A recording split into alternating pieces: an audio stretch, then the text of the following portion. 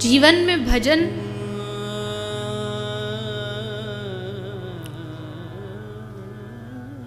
अपने साधनों से नहीं आता है।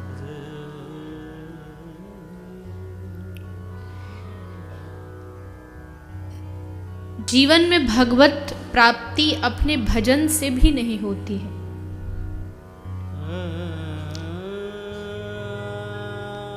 लेकिन ऐसा संत जिसका आधार ही राधा नाम हो, कृष्ण नाम हो, उस किसी महापुरुष का सानिध्य और कृपा मिलना ही जीवन की उपलब्धि है। एक ऐसा संत जो वृंदावन की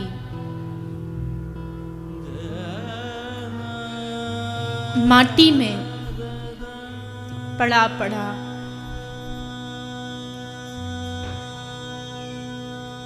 बस कृष्ण को पुकारता हो, राधा रानी को पुकारता हो, ऐसे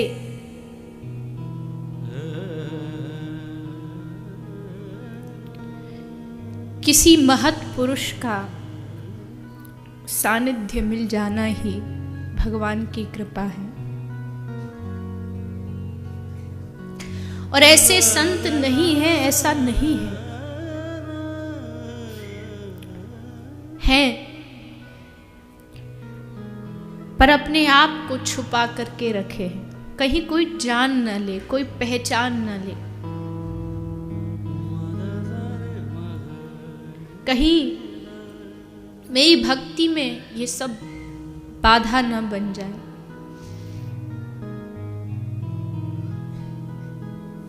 साधारण वेश, हाँ, चेहरा जरूर दिखा देता है कि इसके जीवन में भजन के अलावा और कुछ भी नहीं। उसकी आंखों की चमक, उसकी आंखों की करुणा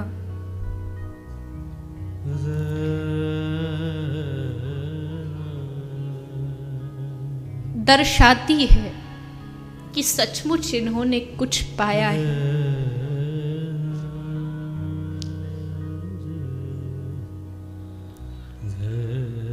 लगता है मानो श्री कृष्ण इनके साथ खेलते होंगे, राधा रानी इनके साथ लीलाएं करती होंगी।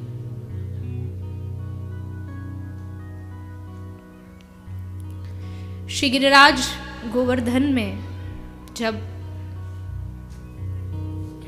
रघुनाथ दास गोस्वामी भजन करने बैठ जाते थे, ऐसा वर्णन है कि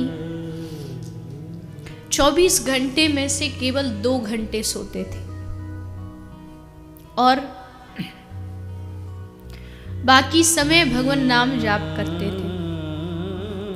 माला लेके बैठे हैं बाहर कुटिया के, बहुत धूप पड़ रही है, पसीना निकल रहा है, पर होश नहीं है कि मुझे गर्मी से भीतर जाना है।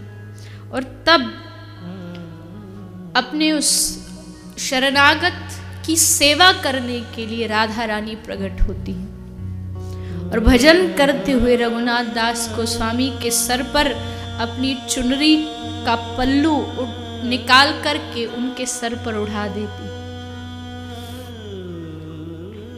कौन कहता है कि भक्त ही अपने इष्ट की सेवा करता है? कभी कभी भगवान भी अपने भक्त की सेवा करते हैं।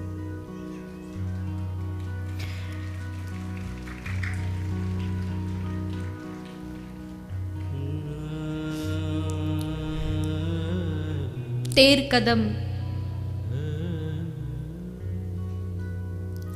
रूप गोस्वामी पाद भजन करते हैं। एक दिन भाई सनातन आ गए तो मन में भाव जागा कि भाई आया है, मैं उसको आज खीर बना करके खिलाऊं। पर वैरागी आदमी किसी चीज का संचय नहीं करते थे, कुटिया में कुछ नहीं रहता था, कहां से खीर लाऊं। तो अपने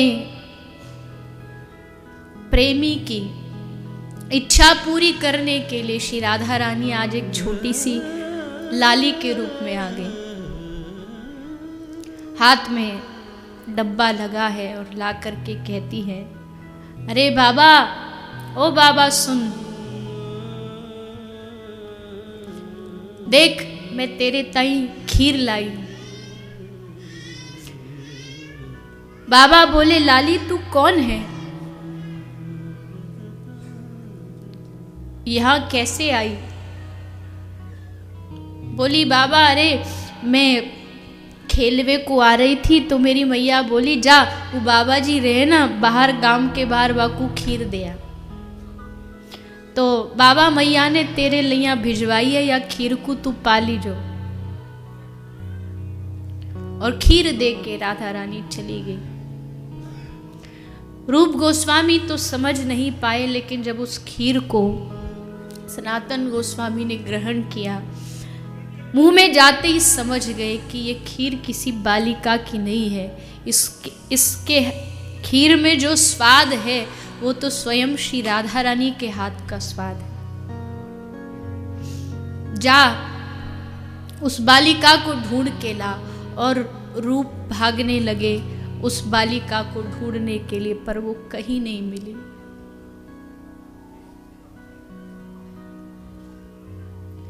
ब्रज के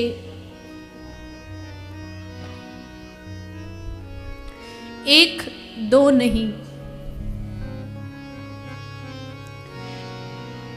ऐसे कितने संत हैं जिनको साक्षात अनुभव होता है। तो हमें न हो, लेकिन जिन संतों को हुआ है, ऐसे संतों का सानिध्य भी मिल जाए,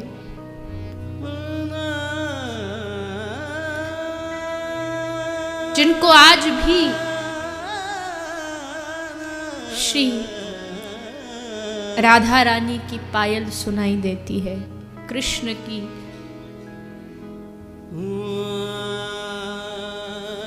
वेणु सुनाई देती है।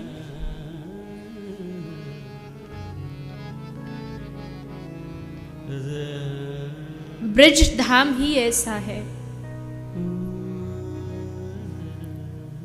जहां पड़े रहने से एक ना एक दिन जो पुकार है वो श्री कृष्ण तक पहुंच ही जाती है।